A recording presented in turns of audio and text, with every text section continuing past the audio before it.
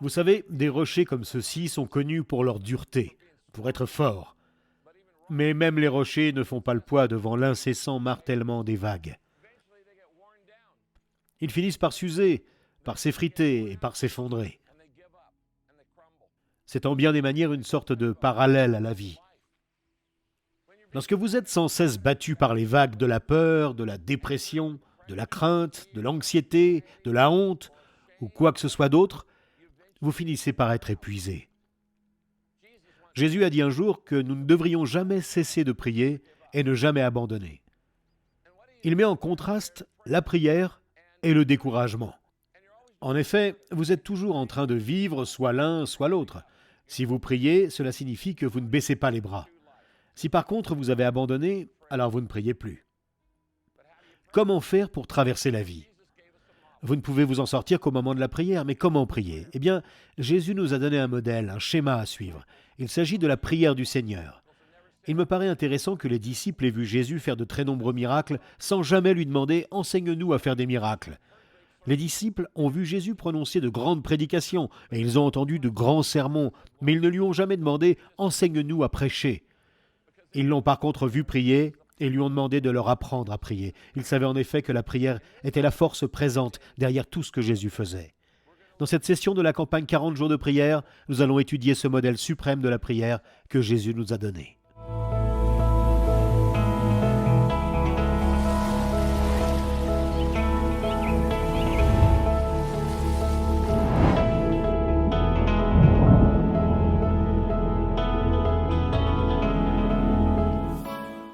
Bonjour tout le monde et bienvenue à cette troisième session des 40 jours de prière. Vous savez, quand les disciples ont demandé à Jésus de leur apprendre comment prier, il leur a enseigné ce que nous appelons aujourd'hui la prière du Seigneur. C'est la prière la plus célèbre de la Bible et également la prière la plus connue dans le monde entier. Cependant, Jésus a commencé par leur dire « Voici donc comment vous devez prier ». Notez que Jésus ne leur a pas dit « Voici ce que vous devriez dire », mais bien « Voilà comment vous devez prier ». La prière du Seigneur n'est pas une formule magique, ce n'est pas une incantation, elle n'est pas censée servir de rituel insensé. La prière du Seigneur est au contraire un modèle. C'est un modèle de prière. C'est un schéma. Vous devez connaître ce modèle, parce qu'il aborde tout ce dont vous avez besoin dans la vie. Si vous apprenez ce modèle de prière donné par le Seigneur, alors vous saurez comment et pourquoi prier. Commençons donc par prononcer cette prière ensemble. Prions à voix haute, d'accord ? Ensuite, nous allons l'étudier, une phrase après l'autre, pour voir ce que Jésus a à nous enseigner au sujet de la prière, d'accord ? Donc, où que vous soyez, dites cette prière à voix haute avec moi maintenant. Notre Père céleste, que la sainteté de ton nom soit respectée, que ton règne vienne, que ta volonté soit faite sur la terre comme au ciel. Donne-nous aujourd'hui notre pain quotidien. Pardonne-nous nos offenses, comme nous aussi nous pardonnons à ceux qui nous ont offensés. Ne nous expose pas à la tentation, mais délivre-nous du mal, car c'est à toi qu'appartiennent dans tous les siècles le règne, la puissance et la gloire. Amen. J'aimerais à présent que vous considériez la prière du Seigneur comme un parcours composé de 10 étapes différentes, dont chacune d'elles vous conduirait vers une relation plus profonde et plus proche de Dieu. Jésus dit que c'est ce que vous devez dire lorsque vous priez. Voilà les paroles que vous devez prononcer. Vous voudrez peut-être le mettre par écrit, d'accord ? Nous allons étudier ces 10 étapes de la prière du Seigneur. L'étape 1, la première que je fais dans ma prière, c'est me rappeler combien Dieu m'aime. Je me rappelle combien Dieu m'aime. C'est ce dont il est question dans la première phrase de la prière du Seigneur. Notre Père céleste. J'appelle cela la prière de connexion, par laquelle nous nous connectons à notre Père céleste, parce que la prière est simplement une question de relation. Nous en avons parlé dans la première session. La prière ne commence pas par ce dont vous avez besoin. La prière commence toujours par qui Dieu est, notre Père céleste. Il est notre Père attentionné, notre Père constant, notre Père proche et notre Père compétent. L'amour de Dieu pour vous est intarissable. La Bible le dit ainsi. Je prie que vous soyez enracinés et fondés dans l'amour pour être capables de comprendre, avec tous les saints, quelle est la largeur, la longueur, la profondeur et la hauteur de l'amour de Christ, et de connaître cet amour qui surpasse toute connaissance, afin que vous soyez remplis de toute la plénitude de Dieu. Dieu veut que vous connaissiez, notez dans ce verset, la largeur, la longueur, la profondeur et la hauteur de l'amour de ce Père attentionné auquel s'adressent vos prières. Mais que signifie tout cela? Eh bien, 4 choses. L'amour de Dieu est suffisamment long pour durer éternellement. Son amour est suffisamment large pour accepter tout ce qui vous concerne. Son amour est assez profond pour vous sortir de votre plus profond désespoir. Et son amour est assez élevé pour occulter toutes vos offenses. Dieu veut que vous expérimentiez ce genre d'amour. Il veut que vous expérimentiez son amour en passant du temps avec lui. Alors à chaque fois que nous prions, commençons par nous rappeler qui Dieu est et combien il nous aime. Il est notre Père céleste. Nous commençons à penser avec Dieu. Ensuite, la deuxième étape consiste à dire à Dieu combien je l'aime. C'est ce qui s'appelle l'adoration. C'est de cela que Jésus voulait parler lorsqu'il nous a donné la deuxième phrase de la prière. Que la sainteté de ton nom soit respectée. J'appelle cela la prière de recentrage. Surtout, suivez-moi bien. Avant de demander quoi que ce soit à Dieu, vous devez passer quelques instants à le louer, en vous focalisant sur lui et non sur vos problèmes. Adorez Dieu pour qui il est et pour son amour pour vous, et remerciez-le pour ce qu'il a fait. Parlez-lui en l'appelant par son nom. Rappelez-vous ceci, les noms de Dieu nous disent qui il est. Et dans les Écritures, nous apprenons que Dieu est le Créateur qui vous a créé. Il est votre Père qui vous aime. Il est votre Sauveur qui vous pardonne. Et il est votre berger qui vous conduit. Il vous nourrit et il vous conduit. La Bible nous dit que Dieu est notre bouclier qui vous cache et vous protège de tout mal. La Bible nous dit que Dieu est votre conseiller qui vous donne sagesse et direction. La Bible dit que Dieu est votre consolateur, qui vous redonne force et soutien. Ce sont les noms de Dieu. Et la Bible dit qu'il est le meilleur ami que vous puissiez avoir. Il est compatissant, patient avec vous, il est fidèle, bon, miséricordieux et il pardonne. Vous devez donc vous arrêter pour réfléchir à la personne de Dieu et à sa personnalité. Prenez une minute pour dire à Dieu ce qu'il signifie pour vous. Lorsque vous pensez à Dieu, vous avez envie de prier. Qui ne voudrait pas avoir une relation avec quelqu'un comme lui? Ensuite, tout en sanctifiant son nom et tous les autres noms que nous venons de citer, le conseiller, le défenseur, le protecteur et le guide, et vous savez, toutes ces choses, vous voulez remercier Dieu pour tout ce qu'il a fait dans votre vie. Et maintenant, réfléchissez à ceci. De quelle manière Dieu a-t-il déjà répondu à vos prières dans votre vie? De quelle façon a-t-il déjà répondu à vos besoins? Avez-vous pensé à le remercier pour cela? La Bible le dit ainsi, qu'il loue l'Éternel pour sa bonté et pour ses merveilles en faveur des hommes. Lorsque vous remerciez Dieu pour ce qu'il a fait, vous participez à consolider votre foi dans la prière et vous préparez la requête que vous allez ensuite prononcer. Bien, maintenant, l'étape 3 dans le modèle de la prière, dans le schéma de la prière, l'étape 3, c'est la suivante. J'offre ma vie pour qu'elle serve aux objectifs de Dieu. Non pas aux miens, non pas à mes plans, mais aux siens. Et vous voyez cela dans la phrase suivante de la prière du Seigneur. C'est une simple phrase, elle ne compte que 3 mots. Que ton règne vienne. J'appelle cela la prière de la coopération, parce que Dieu vous aime et vous l'aimez. Donc maintenant, vous savez que son plan va être le meilleur plan de votre vie, car vous voulez coopérer avec lui.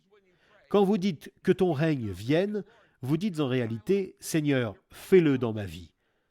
Ton plan, ta promesse, ton but pour ma vie. La Bible dit ceci. « En effet, moi je connais les projets que je forme pour vous, projets de paix et non de malheur, afin de vous donner un avenir et de l'espérance. » Et c'est pour cela qu'en préparant nos vies à un renouveau et à de l'espérance, nous commençons avec la prière, parce que nous savons que les plans de Dieu vont nous donner un avenir et de l'espérance. Mais écoutez-moi bien, même si la vie est difficile et confuse, et même quand vous ne comprenez pas le bien fondé des problèmes que vous traversez, vous pouvez avoir confiance que Dieu a le regard sur vous, que Dieu œuvre en toutes choses pour votre bien. Dans l'un des versets les plus célèbres dans la Bible, Romains 8, 28, Dieu dit « Du reste, nous savons que tout contribue, tout ce qui nous arrive, au bien de ceux qui aiment Dieu, de ceux qui sont appelés conformément à son plan. » Vous savez, vivre pour servir le plan de Dieu n'est pas une décision unique. C'est une coopération quotidienne. Ce doit être une attitude journalière de votre cœur qui dit à Dieu « Que ton règne vienne ». Jésus parle ici de toutes les décisions ordinaires de la vie quotidienne. La Bible dit « Recherchez d'abord le royaume de Dieu ». Or, il dit que pour chaque domaine de votre vie, vous devez chercher les objectifs de Dieu. Romains 12, verset 1 dit ceci. « Donc voilà ce que je veux que vous fassiez avec l'aide de Dieu. Pensez à ce que vous faites chaque jour, votre sommeil, votre alimentation, votre travail, vos activités, et déposez-les devant Dieu comme une offrande. Acceptez ce que Dieu a pour vous. Quand vous acceptez ce que Dieu a pour vous, c'est la meilleure chose que vous puissiez faire pour lui. C'est l'étape de la coopération. Que ton règne vienne. Voici l'étape 4 qui lui est liée, mais elle devient encore plus personnelle. J'abandonne à Dieu mes douleurs et mes inquiétudes. Tous vos problèmes, votre souffrance, vos difficultés, toutes les blessures de votre vie. Lorsque vous priez selon le modèle de Jésus, vous trouvez maintenant ce que j'appelle la prière de la capitulation. Jésus dit « Que ta volonté soit faite sur la terre comme au ciel ». C'est la prière de la capitulation. Seigneur, je veux ta volonté dans ma vie. Je veux qu'elle soit faite sur la terre comme elle est faite au ciel. Dieu veut vous consoler de votre chagrin. Il veut vous soutenir dans votre souffrance. Il veut vous redonner de la force quand vous vous sentez faible et que vous avez l'impression que vous ne pouvez continuer, que vous êtes prêt à tout abandonner, que vous êtes découragé ou démoralisé, plein de doutes, abattu ou désespéré. Vous faites cette prière de capitulation lorsque vous êtes blessé et quand vous êtes triste, quand vous avez peur. Alors vous dites cette prière de capitulation. Que ta volonté soit faite dans ma vie. Que ta volonté soit faite sur la terre comme au ciel. Vous savez, c'est la prière que Jésus a faite alors qu'il était en chemin pour la croix. Jésus dit « Abba, Papa, Père, tout est possible. Éloigne de moi cette coupe. » Il fait cette prière depuis le jardin de Gethsémané, et la coupe représente la coupe de la souffrance et de la tristesse. En d'autres termes, Jésus veut dire « Père, je ne veux pas être obligé de faire ceci. Je ne veux vraiment pas aller à la croix. Je ne veux pas souffrir. Je ne veux pas subir toute cette peine, cette honte et ces humiliations. Y a-t-il un autre moyen de sauver l'humanité ?» Il est simplement honnête. Mais Jésus dit « Toutefois, non pas ce que je veux, mais ce que tu veux. Que ton règne vienne, que ta volonté soit faite sur la terre comme au ciel. » Autrement dit, Jésus mettait en pratique ce qu'il avait enseigné à ses disciples. Jésus avait vu la profonde souffrance, et il allait la prendre ainsi que toute la culpabilité et toute la honte du monde entier sur lui, sur le bois de la croix. Or, cela allait être extrêmement douloureux. Il prononça la prière de la capitulation. Tout le monde traverse un jour ou l'autre son propre moment Gethsémané, un moment où vous remettez votre douleur et votre souffrance, votre peine, votre tristesse à Dieu. Vous vous remettez à la volonté de Dieu, que ta volonté soit faite sur la terre comme au ciel. Dieu veut que vous fassiez cela, et je fais de la capitulation une partie de chaque prière quotidienne. Vous devriez le faire, c'est l'étape 4 dans le modèle de prière de Jésus. Et maintenant, voici la 5e. Rappelez-vous que Jésus a dit que ce n'est pas ce que nous prions, mais comment nous prions qui compte. Et la 5e étape de la prière du Seigneur est « J'ai confiance que Dieu répondra à tous mes besoins ». J'appelle cela la prière de la dépendance. Cela correspond au passage où Jésus dit « Donne-nous aujourd'hui notre pain quotidien ». Il exprime une totale dépendance au Père. Vous avez donc dit au Père que vous l'aimez et vous avez dit à Dieu votre Père que vous vous soumettez à sa volonté. Vous êtes maintenant prêt à lui apporter votre requête, les choses dont vous avez besoin dans la vie. Nous avons déjà parlé de cela, du fait que Dieu se préoccupe de tout ce qui se trouve dans vos pensées. Il n'y a rien que vous ne puissiez lui dire. Dites-lui les défis auxquels vous vous êtes confrontés aujourd'hui. Dites-lui tous les besoins que vous avez. Parlez-lui des craintes et des inquiétudes qui vous taraudent. Donne-nous aujourd'hui notre pain quotidien. Ce pain représente tout ce dont vous avez besoin dans la vie, émotionnellement, physiquement, spirituellement et mentalement. Et lorsque la Bible dit « Et mon Dieu pourvoira à tous vos besoins », il ne parle pas de répondre à votre voracité. Dieu ne veut pas que tout le monde soit millionnaire. Dieu n'essaie pas de rendre votre vie plus facile. Aucun parent ne donne à son enfant tout ce qu'il réclame. Ce ne serait pas une preuve d'amour. En fait, ce serait même dangereux. Ce serait stupide et irrationnel.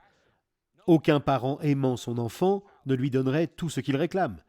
De même, votre Père céleste sait ce qui est le mieux pour vous. Non seulement il le sait, mais il veut aussi le meilleur pour vous. Et il veut que vous appreniez à lui faire confiance et à dépendre de lui. Il vous dit « Demande ce que tu veux, mais je sais ce qui est le meilleur pour toi. » Et Jésus nous enseigne à demander notre pain quotidien parce que Dieu veut que vous dépendiez de lui chaque jour, un jour à la fois. Si Dieu répondait à tous vos besoins en une seule fois et qu'il vous disait « Voilà ce dont tu auras besoin pour le restant de tes jours », vous n'auriez plus besoin de lui faire confiance. En réalité même, vous n'auriez peut-être plus jamais envie de lui parler parce que si tous vos besoins étaient comblés, merci Seigneur, vous n'auriez plus besoin de le voir avant la fin de votre vie. Jésus nous dit de demander ce dont nous avons besoin pour aujourd'hui, maintenant. De plus, Jésus a dit « Ne vous inquiétez donc pas du lendemain, car le lendemain prendra soin de lui-même. À chaque jour suffit sa peine. » Il dit « Donne-nous seulement ce qu'il nous faut aujourd'hui. » C'est la prière de la dépendance. Bien, je sais que ce sont là beaucoup de choses. La prière du Seigneur est un sujet très profond et nous allons nous arrêter ici et vous laisser en discuter. Mais avant de discuter de ces 5 premières étapes de ce modèle de prière, j'aimerais ceci. Je veux que nous prions ensemble et que vous baissiez vos têtes et que vous me laissiez vous guider dans ce modèle de prière donné par Jésus. Voulez-vous baisser vos têtes maintenant? La première étape est la prière de la connexion. Et dans la prière de la connexion, c'est la première phrase de la prière du Seigneur. Je me souviens combien Dieu m'aime. Donc vous le faites. Commencez votre prière en disant « Père, notre Père céleste ». Et ensuite, je veux que vous vous rappeliez combien Dieu vous aime et que vous le remerciez pour ça. Prenez juste une minute pour dire « Père, merci de m'aimer. Merci d'être un Père attentionné, un Père constant, un Père proche et un Père compétent. Merci de m'aimer plus que je ne pourrais jamais le comprendre. » Étape 2, vos têtes toujours baissées, c'est maintenant la prière de recentrage. Ce moment où vous dites à Dieu combien vous l'aimez. Notre Père céleste, que la sainteté de ton nom soit respectée. C'est un acte d'adoration. Donc dans ce temps de prière, pensez au nom de Dieu et à ce qu'il représente. Dites « Seigneur, tu es mon Créateur. Merci de m'avoir créé. Je t'aime parce que tu m'as créé. Tu es mon défenseur. Tu es mon abri. Merci de me défendre. Je t'aime pour ça. Tu es mon sauveur. Tu me pardonnes. Merci de me pardonner. Je t'aime pour ça. » Je veux que vous pensiez à qui Dieu est, à ses noms. Merci Seigneur parce que tu t'occupes de tous mes besoins. Je t'aime pour ça. L'étape 3 est la prière de coopération. Et c'est là que j'offre ma vie pour qu'elle serve aux objectifs de Dieu. Que ton règne vienne. Maintenant, dans votre prière, je veux que vous disiez « Seigneur, je veux que ton règne vienne dans ma vie. Je veux ton plan pour ma vie. Je veux tes objectifs pour ma vie. Je veux vivre en accord avec ta volonté et non la mienne. Dites à Dieu que ton règne vienne dans ma famille, que ton règne vienne dans mon travail, que ton règne vienne dans mon corps. » Nous avançons maintenant à l'étape 4, qui est la prochaine phrase dans la prière du Seigneur. C'est la prière de la capitulation. Que ta volonté soit faite sur la terre comme au ciel. Dans la prière de la capitulation, je donne à Dieu mon avenir, ma souffrance, ma tristesse et mes blessures. C'est l'étape dans laquelle je remets tout à Dieu maintenant. Vous remettez tout ce que vous avez besoin de lui abandonner. Que ta volonté soit faite, Seigneur, dans ma vie. Que ta volonté soit faite dans mon travail, dans mon mariage, dans mes relations. Seigneur, je te remets ma souffrance, je te remets ma tristesse, je te remets les difficultés que je traverse en ce moment. Je te remets chaque domaine de ma vie. Que ta volonté soit faite sur la terre comme au ciel. Que ta volonté soit faite dans ma vie. Et si vous traversez une période de blessure profonde, remettez-la à Dieu maintenant. Abandonnez-la à Dieu.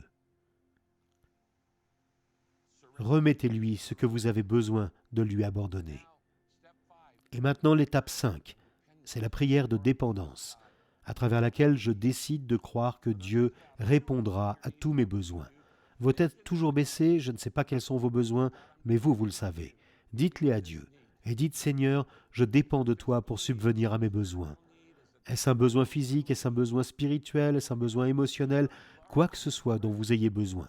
Seigneur, j'ai besoin de repos. Seigneur, j'ai besoin de sagesse. Donne-moi aujourd'hui ma sagesse quotidienne. Donne-moi aujourd'hui ma force quotidienne. Donne-moi aujourd'hui mon appui quotidien. Quoi que ce soit dont vous ayez besoin, demandez-le non pas pour demain, mais pour aujourd'hui.